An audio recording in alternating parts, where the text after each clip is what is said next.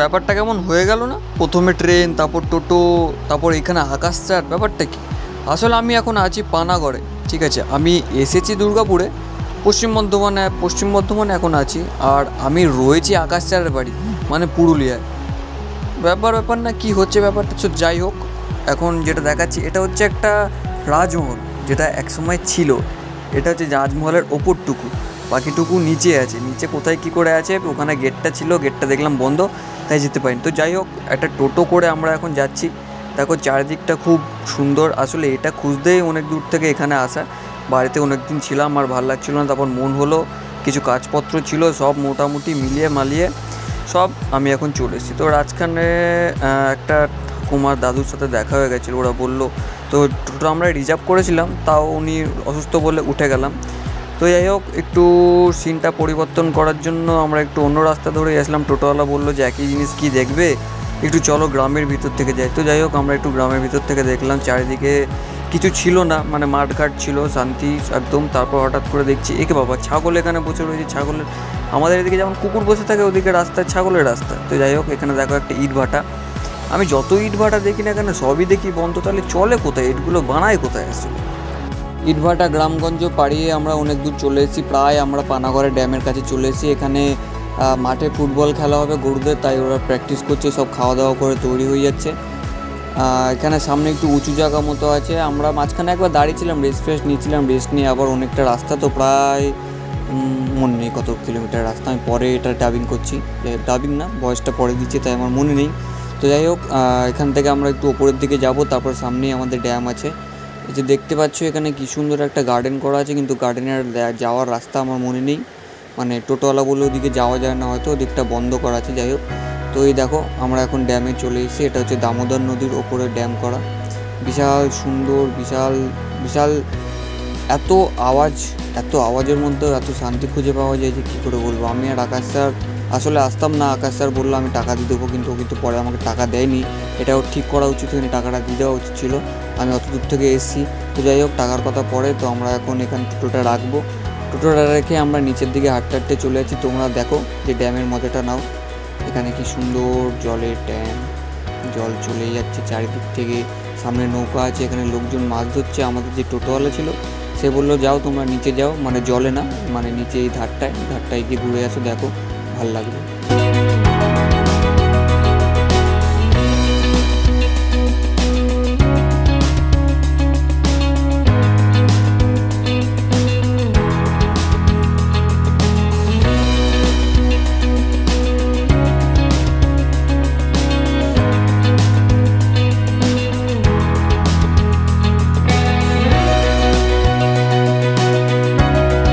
একটু ধুলোবালি ছেড়ে, একটু পরিবেশের পরিষ্কার হাওয়া খেয়ে আমি একটু হাঁটতে হাঁটতে ওদিকে যাচ্ছিলাম, ঠিক আছে। তারপর আকাশের সামনে দাঁড়িয়ে ছিল, ওকে ভাবলাম ফেলে দেবো একবারের জন্য। তারপর ভাবলাম যে না, আমি তো নিজেই বাড়ি যেতে পারবো না, আমি এদিকে রাস্তাঘাট কিছু চিনি না, ঠিক আছে। আর আমার ব্যাগটা ওর কাছে ছিল, ব্যাগে মানি ব্যাগটা ছিল, তো সমস্যা হয়ে যেত। যাই হোক, আকাশ স্যারকে ফেলিনি। তো এখানে একদম অনেকটা কাছে চলে এসেছি, যদিও এখানে দেখে কিছু বোঝা যাচ্ছে না, কিন্তু আমি যেখানে দাঁড়িয়েছিলাম আমিই জানি কোথায় দাঁড়িয়েছিলাম।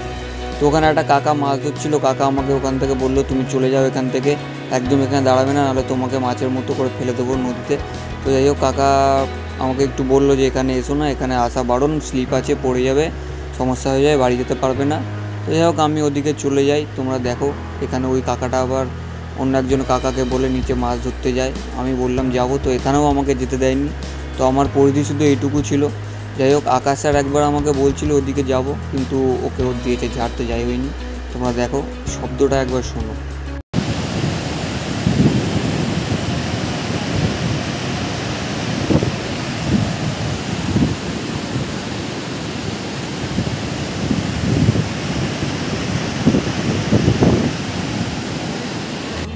জানি না কী কারণে আকাশ স্যার ওখানে যাচ্ছে, ও কিছু খাওয়া দাওয়া করতে যাচ্ছে। তো যাই হোক, এই দেখো এটা হচ্ছে আমাদের মার্সিডিজ বেঞ্চ, যেতে করেই আমরা ঘুরে বেড়াচ্ছি সকাল থেকে।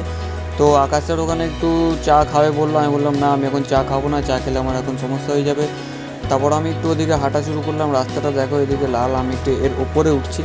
এর ওপরে এখানে কিছু মেশিনপত্র রাখা আছে, আমি আদেও যাই না কি। তুমি দেখো এখান থেকে পরিবেশটা পুরো আরও। শব্দটা শুনে কেমন লাগলো, আরেকবার শব্দটা শুনে দেখো।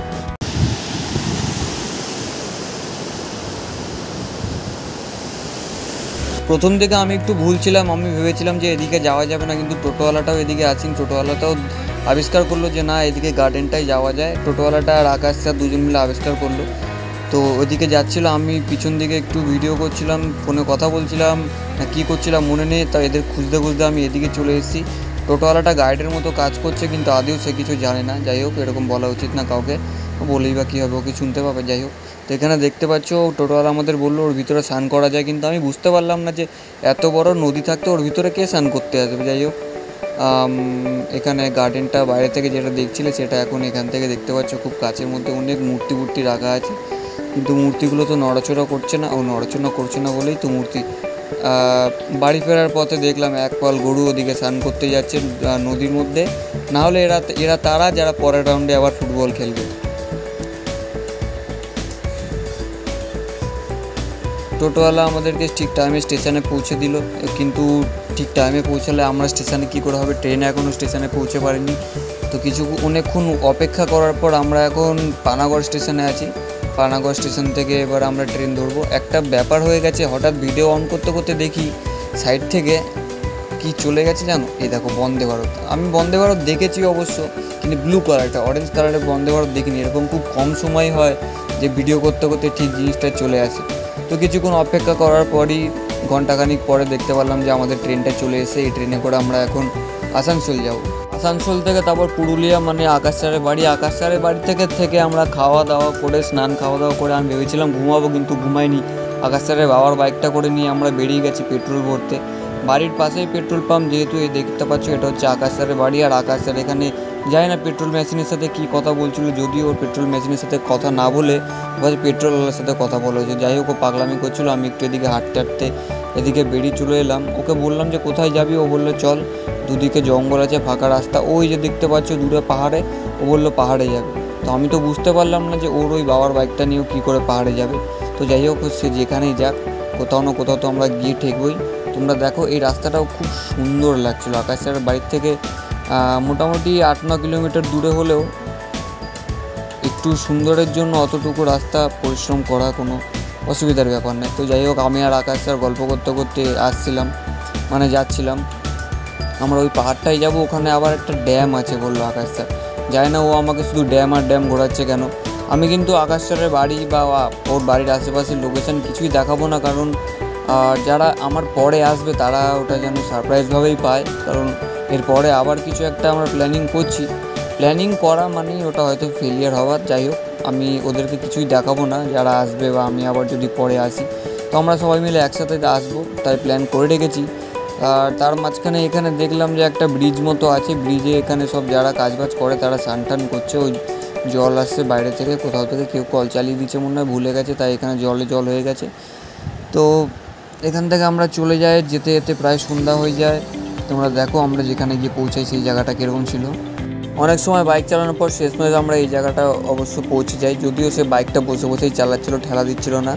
এখানেও একটা ড্যাম টাইপের আছে, কিন্তু এই জায়গাটা ছোট, বেশি বড় না। পিছন দিকে পাহাড় আছে আর এখানে নদী। আকাশ স্যার বললো আমি বিকালবেলা মাঝে মাঝে এখানে ঘুরতে আসি, তাই আমি এসছি বলে সে আমাকেও সে একই জায়গায় নিয়ে এলো। ওর বাড়ির আশেপাশে সেরকম দেখার মতো সেরকম কিছু নেই, তাই একটু দূরেই আসতে হয়। গ্রাম এলাকা তো খুব ভালো, আমার তো খুব ভালো লাগে ভাই এখানে, মানে খুব ভালো লাগলো আকাশ স্যারদের বাড়ির ওখানটা। এই ভিউটা খুব সুন্দর, তোমরা দেখো রোড চারিদিকে।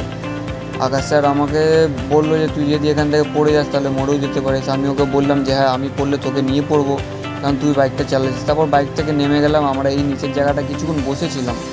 অনেকক্ষণ বসে আমরা যখন সন্ধ্যা হয়ে যায় তখন আমরা আবার বাড়ির দিকে অগ্রসর হই। তো বাড়ি বেরোতে অনেকটা সন্ধ্যা হয়ে গেছিলো। যে রাস্তাটাকে এতক্ষণ সুন্দর বলছিলাম যে এত ভালো রাস্তা, আমি জানি না কি বা কাউকে ভালো বললে সে কী করে এত খারাপ বা এত ভয়ানক হতে পারে। এত সুন্দর ভয়ানক রাস্তাটা দিয়ে আমি বাইক চালাচ্ছিলাম। আকাশ স্যার ভিডিওটা করছিলো বলেই এরকম খারাপ ভিডিও হয়েছে। আমি ভিডিও করলে অবশ্যই ভালো হতো। যাই হোক, আকাশ স্যারের এত বদনাম করা উচিত না। ওর বাড়ির ভাত আর রুটি খেয়ে এসেছি, জানি না পরে দেখা হলে আমাকে কী বলবে, ভাই কিছু মনে করিস না।